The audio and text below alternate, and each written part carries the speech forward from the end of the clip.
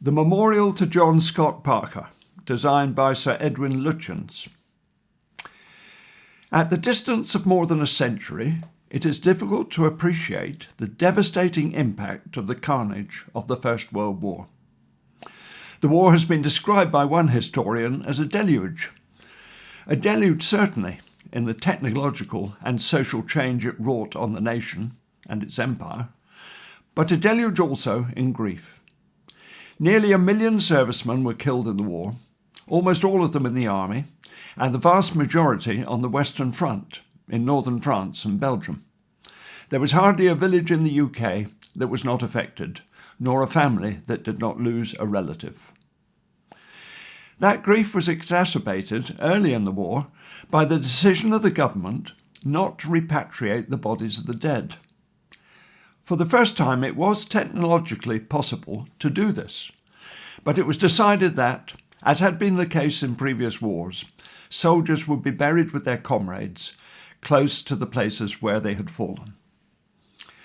And opposition to this policy was largely assuaged by the work of the Directorate of Graves Registration, and later by the Imperial War Graves Commission, in establishing many beautiful and respectful cemeteries that to this day are tended and maintained as memorials to the men who gave their lives. John Scott Parker lived at Upton House in Upton Cheney.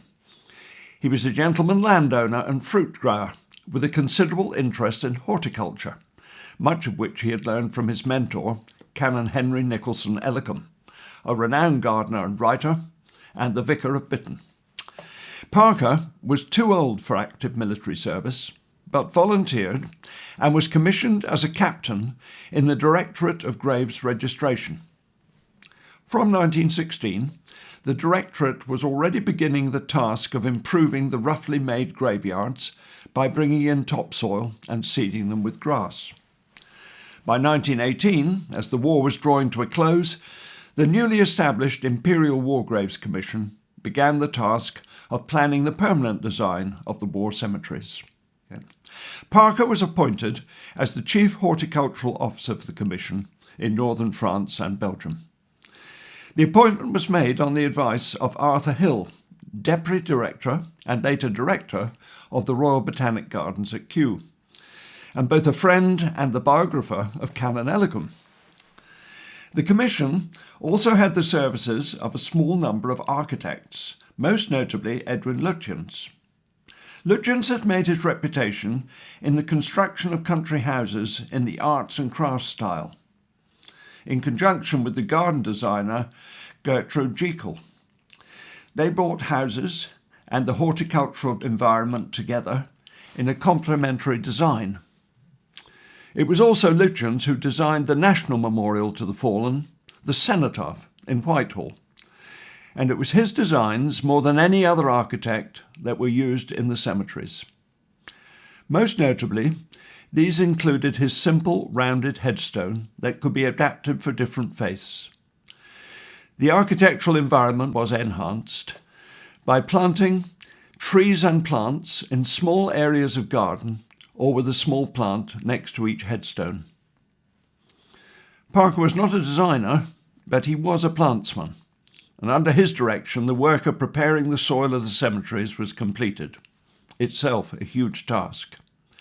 He revitalised and established nurseries across northern France and Belgium, propagating the plants required. Some of these came from plants or cuttings he had taken from the vicarage garden at Bitton, with the permission of Ellacombe's successor as vicar, who had little or no interest in gardening himself.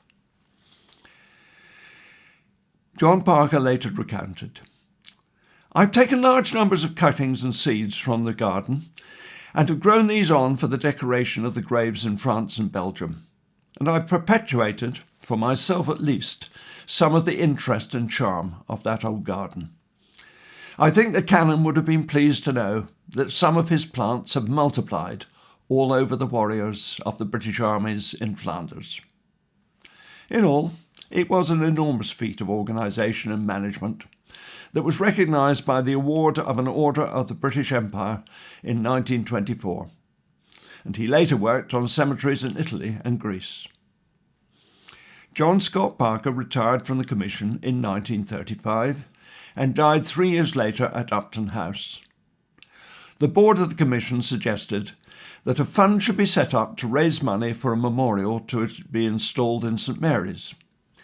With the money raised, Lutyens, now Sir Edwin Lutyens, agreed to design the plaque, a simple stone memorial, using the same typeface as that commissioned 20 years earlier for the graves of the fallen.